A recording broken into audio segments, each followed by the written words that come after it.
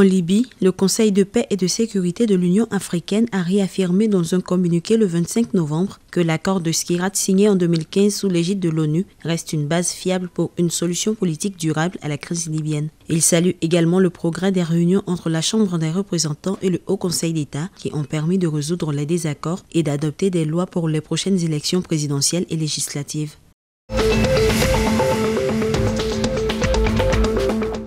La coopération économique algéro-turque s'intensifie avec une hausse des investissements estimés à 6 milliards de dollars dans les secteurs hors hydrocarbures, faisant de la Turquie le premier investisseur étranger en Algérie. Lors du forum algéro-turc à Istanbul, l'ambassadeur Amar Belani a annoncé un objectif de 10 milliards de dollars d'ici 2025, porté par des réformes économiques attractives et des projets structurants comme le complexe textile de Relizane ou l'usine de fer plat d'Oran. Ce partenariat stratégique vise à une intégration économique renforcée sur les marchés africains.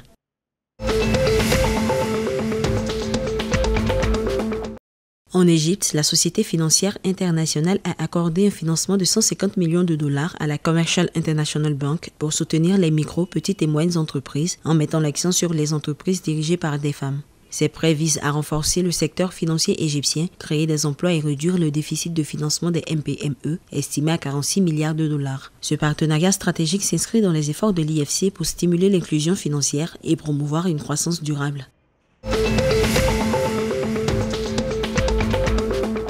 En Tunisie, le président Kais Saied a appelé le 25 novembre 2024 à la constitution d'un stock stratégique de produits de base pour réguler les prix et lutter contre la spéculation. Lors d'une rencontre entre le ministre du Commerce, il a insisté sur un contrôle accru des circuits d'importation, condamnant les pratiques frauduleuses telles que la falsification des dates de péremption. Le chef de l'État a souligné le rôle clé de l'Office tunisien du commerce pour garantir la transparence et le respect des normes dans les importations.